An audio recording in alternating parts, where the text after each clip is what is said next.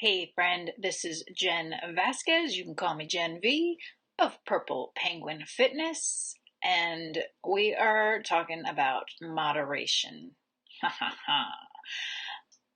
I don't like the word.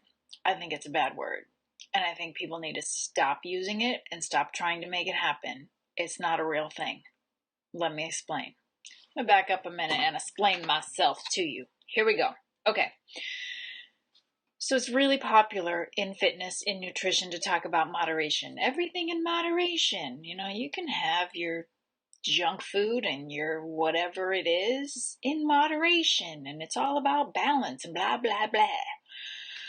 It sounds lovely. It sounds like this utopia, magical, wonderful experience. Good morning, Miss Jenny.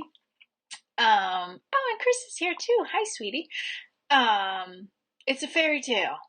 It's flippin' foolishness and nonsense, and it needs to stop. It makes me angry because I fall into this trap over and over and over and over and over again, and I'm mad at myself. I'm especially mad at myself this morning because I did it yesterday with the S word, sugar. We'll talk about that another day. That's another whole topic. But we get fooled into this idea that everything is okay if we only have a little bit of it, right? In moderation. I hate that flippin' word. Because certain things, yeah, sugar is an S word. You caught that, Jenny? It's the S word. It is for me. It's bad, and I know better, but I keep fooling myself into being like, I can control it. I feel like an alcoholic, right? I can have one drink. For me, it's sugar. For other people, it's other things. Maybe for you, it's salty or starchy or whatever. But whatever that thing is that you're fooling yourself into thinking, moderation is a good thing. I can have a little bit and it'll be okay. As long as I'm mostly healthy, this little thing is going to be fine. The problem is when that little thing becomes a big thing and there is no moderation and there is no balance or control or whatever. Now, not everybody has this problem, so let me just say that off the bat. Some people can actually live this moderation thing, and I don't understand because I cannot. I talk about it in my book, like the 80-20 rule, and for me, I need to be a little more dialed in than that. It needs to be more like a 90-10, because as soon as I start slipping and allowing those things in for 20%, it'll be fine.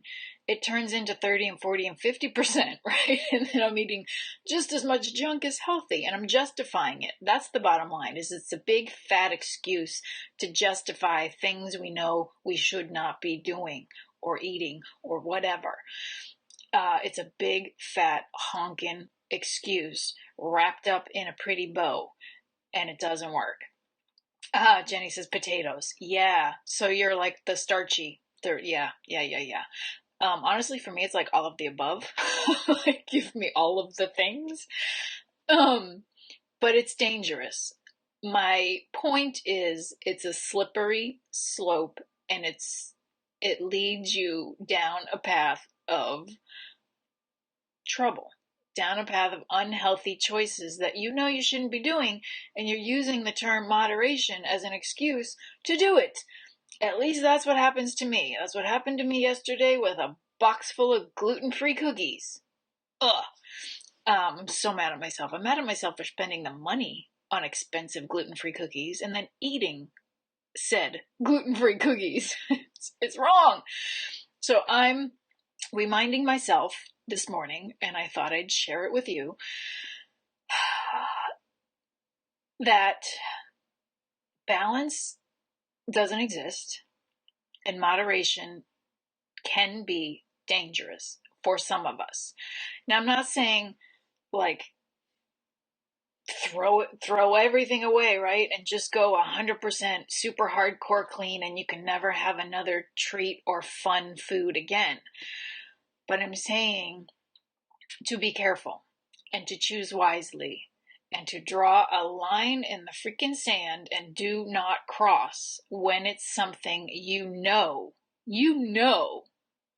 you're fooling yourself to think that you can have a little bit and everything's gonna be okay. If you know that, stop fooling yourself. Jenny's comment, I don't actually need to eat potatoes ever. It's my addiction area. So I say I'll enjoy just a few fries or one bite of hash browns, and then I'm off a path to a carb coma. Yes, that's my point. Okay, that's exactly my point. Yes. It's that, like, talking yourself into it. It'll be okay. I can have a few. Comparison. Other people can eat french fries and still lose weight or still be healthy or whatever, or moderation.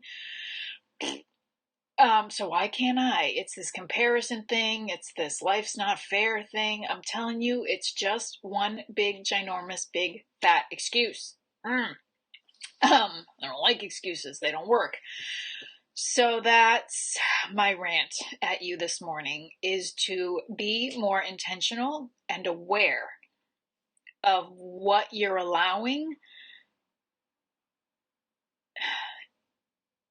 Yeah, of what you're allowing, period. Like, just be more intentional of what you're allowing. Be really intentional intentional about your treats, about your 80-20, 90-10, whatever you do, however you do it, right? Mostly healthy, really solid, healthy, good choices most of the time. Allow some treats and some fun on occasion, but realize how quickly these things add up and how they're affecting you. And choose your treats super duper wisely. Really enjoy them, really soak them up, and make sure it's not something that's going to lead down, like Jenny said, the carb coma, or lead down a path of cravings and fatigue and crankiness and blah, blah, blah, blah, blah, all of the bad things. We don't want that. We want the good stuff. So focus more on the good stuff and stop trying to find moderation, because I'm telling you, it's fairy tale. At least if you have an addictive personality, if you have an all-in personality, if you have cravings, moderation may not be right for you. That's just the hard truth. It's a lesson I've learned repeatedly, again and again and again, over countless years. Like, I've been learning this lesson for so long. I'm really annoyed at myself that I'm here again. So, no more moderation, okay, friend?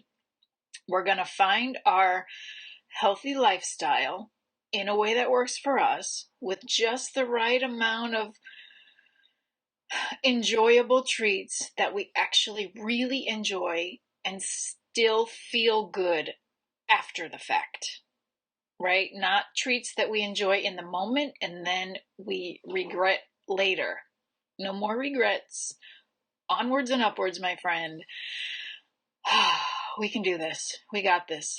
So, my bottom line tip, trick, is to listen to your gut and your conscience and avoid the foods you know you should be avoiding. Just, for Jenny, it's potatoes. For me, it's sugar. Just stop. I don't care if somebody else can eat it and have one cookie and walk away. I cannot.